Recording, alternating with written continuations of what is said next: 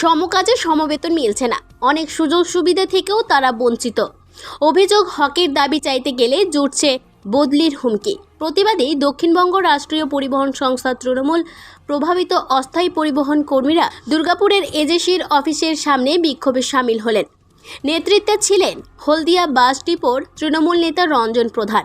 তৃণমূল নেতা রঞ্জন প্রধানের অভিযোগ, দলের মধ্যে বামপন্থী মতাদর্শের কিছু লোকজন ঢুকে গিয়ে মমতা বন্দ্যোপাধ্যায়ের ভাবমূর্তিকে নষ্ট করার চেষ্টা করছে, আর কর্তৃপক্ষ তাদের কথা শুনে বাংলা সরকারের ভাবমূর্তিকে নষ্ট করছে।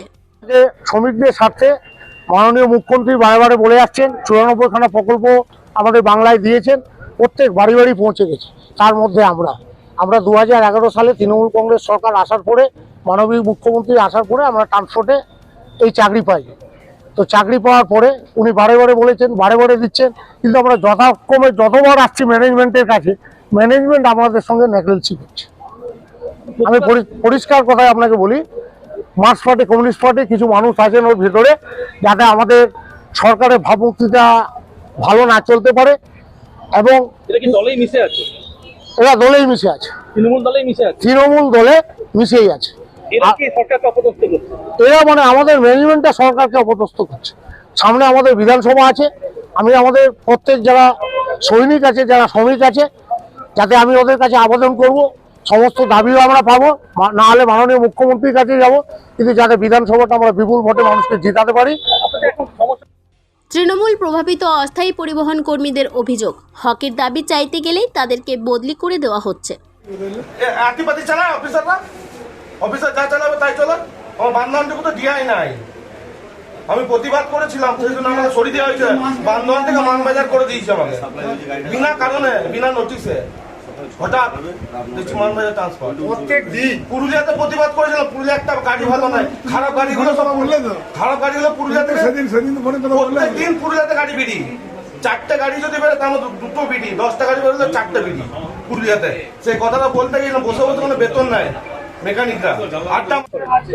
হ্যাঁ, আমরাও পার্টি করি, দীর্ঘদিন ধরেই মাদার তৃণমূল করি, এবং আইএনটিটিসিটাও আমরা মানে স্বতঃস্ফূর্তভাবে করি। আমাদের 2014 সাল থেকে যারা বিগত 2025 পর্যন্ত কর্মরত এসবিএসটিসির মধ্যে, তাদের কোনো বেতন বৃদ্ধির কোনো সিস্টেমটি যেটা মুখ্যমন্ত্রী মানে করেছেন, সেই অনুযায়ী আমাদের কোনো বেতন বৃদ্ধি এখনো পর্যন্ত হয়নি।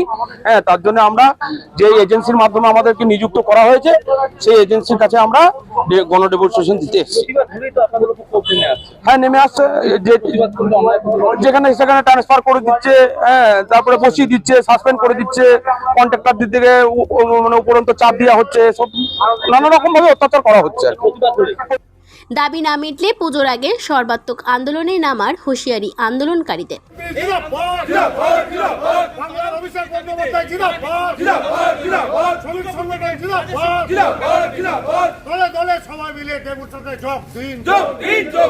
গোটা ঘটনায় একযোগে সুর চড়িয়েছে বিরোধীরা। আমাদের একজন কর্মী এখন বিজেপি করে, তাকে একবার নয় 3বার ট্রান্সফার করেছে, অস্থায়ী কর্মী। অর্থাৎ প্রতিবাদ করলেই তার বিপদ, প্রতিবাদ করলে তার ট্রান্সফার, প্রতিবাদ করে তাকে মিথ্যা অপবাদ দেখা দিয়ে বের করে দেওয়া। এটা সারা বাংলায় চলছে। দুর্গাপুরে ট্রান্সপোর্টের বিষয় নিয়ে আমি বিধানসভা প্রশ্ন তুলেছি, মন্ত্রী উত্তর দিতে পারছেন না। খবর নেই, দেখবো কটা বাস বন্ধ আছে, কেন কি হয়েছে, ট্যাক্স কেন যায়নি, কি ফেল আছে, খবর নেই দেখবো। অর্থাৎ কোনো তথ্যই নেই মন্ত্রীর কাছে। যদিও দক্ষিণবঙ্গ রাষ্ট্রীয় পরিবহন সংস্থার বরাত পাওয়া এজেন্সির কর্ণধার অরুণ সানিগ্রাহী জানিয়েছেন, সমস্যাগুলোর ব্যাপারে তিনি দক্ষিণবঙ্গ রাষ্ট্রীয় পরিবহন সংস্থার আধিকারিকদের সাথে কথা বলবেন। মুখ্যমন্ত্রীর পোর্টালও কমপ্লেন করেছে, মুখ্যমন্ত্রীর পোর্টাল থেকে রিপোর্ট চেয়েছে, আমিও ওই রিপোর্ট ওনাকে পাঠিয়েও দিয়েছি।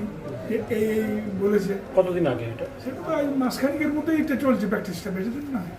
এবারে ওনাদের কি রিপোর্ট, ওনারা তো ওখানে পাঠিয়েছেন পোর্টালে, কি রিপোর্ট আসে দেখুন, তারপরে বলতে পারবো। আপনারা 15 দিন সময় নিয়েছেন। আমি তো ওনার কাছে যে ওনার যেটা দিলেন এইটা পোর্টালে না, ওটা তো ওরা পাঠিয়েছে, ডিপার্টমেন্ট আমার নয়। আমি রঞ্জনবাবুকে বললাম যে আপনি যে ডেমনস্ট্রেশন এগুলো দিলেন, আমাকে তো জানতে হবে, আমি বলবো কি করে। আপনি আমাকে আগে তো ডিমান্ডটা দিতে পারতেন। এখন আপনি 15 দিন আলোচনার জন্য আমি 15 দিন পর আমি ওনাকে আসতে বলেছি। অনেকবার ফোন করার পরেও ফোন রিসিভ করেননি দক্ষিণবঙ্গ রাষ্ট্রীয় পরিবহন সংস্থার চেয়ারম্যান সুভাষ মণ্ডল। তবে হকের দাবিতে খোদ শাসক দলের প্রভাবিত অস্থায়ী পরিবহন কর্মীরা প্রতিবাদে রাস্তায় নামায় এতে বিড়ম্বনা অস্বস্তি দুই বাড়বে বলে দাবি করছে বিরোধীরা। দুর্গাপুর থেকে অনুরাধা সেনগুপ্তর রিপোর্ট।